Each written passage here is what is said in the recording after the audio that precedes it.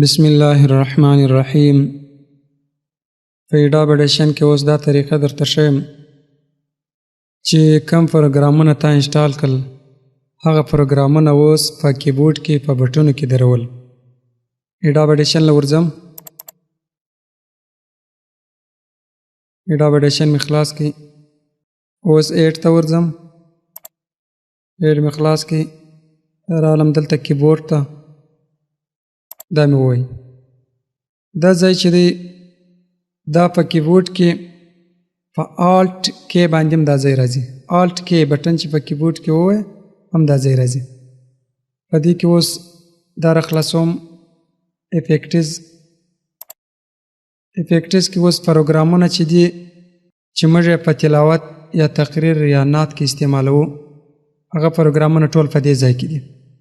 اوس هغه په بټنو کې درول. اول دا شی په بټن کې دروم. دا موټ دلته مې دا بټن ول سلیکټ مو لګای. رالم دلته مې ان ورک. دا زه پر خپل طبیعت ورکوم. تاسې پر خپل طبیعت هم ورکولی شئ.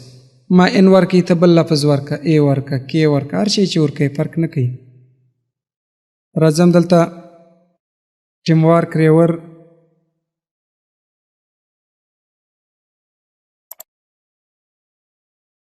دلته اوس زیډ ورکوم. دا بل ډیلای ټیم وارک ډیلای ده.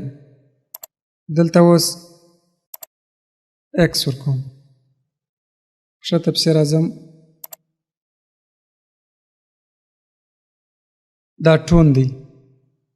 دلته اوس ټي ورکوم. ښه پسې راځم. دا کورس دی.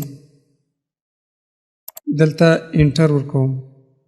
دا کلاسیک ماسټر دی. دلته زکی ورکوم.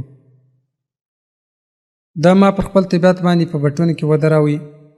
ته کولی سې چې دا پر خپل طبیعت باندې هم پر بټونو ودرې چې ستا څنګه خوښیږي پر څنګه طریقه باندې تا ته اسانه وي ته باید په هغه بټونو کې داسې ودرې. اوکې اوس وهم. اوس دا شیان چې کم ما کې ودرول دا په بټونو کې ودرېد. زه لږ ریکارډ به وکړو. بس اوس اول موږ ټون ګورو چې ټون په بټن کې درېدلی دی که یا ټي بټن په کیبورډ کې و دا دی درېدلی دی. بیرته دا کینسل که.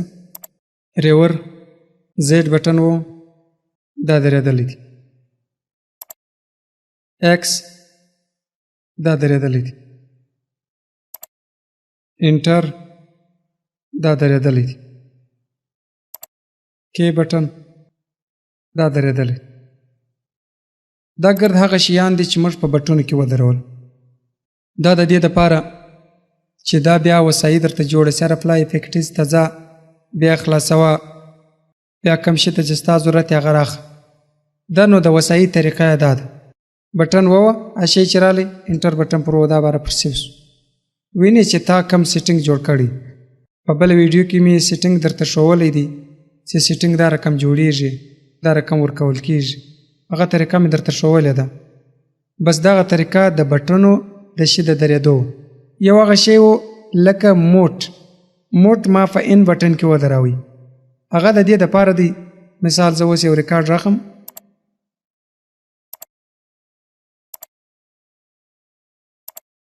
دا ریکارډ دی.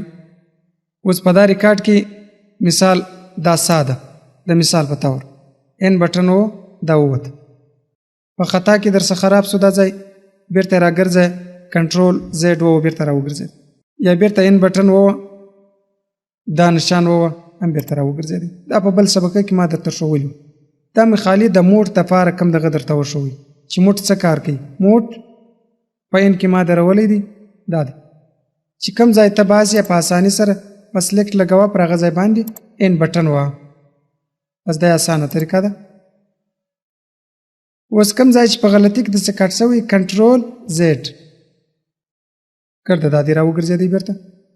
که کنټرول زیډ نه دا بټن هم هغه کار کوي، هغه ځای راګرځي. بس په دې سبقه کې یو شی لا بل درته ښیم. هغه دا چې دا نعت دا دې جوړ سو دا د نعت اخر سوکا خلاص سوکا کښته کېږي بهر خلاص. دا اوس موږ به څنګه کوو؟ دلته به دونه سلیکټ ولګه را بسې دې ته په دې کې دا به ووایه دا اوټ نه دی. دا ګوره اوس داسې جوړ شو. دا ګوره د دې خوا څه ور کمیږي داسې خلاص. دا د نعت ته خلاصېدو یوه طریقه ده. یا دا طریقه ده بیرته په کنټرول زیډ باندې راګرځي. یا دا طریقه ده دا کونج کې دا نښان وینې دا ونیسه داسې راکش.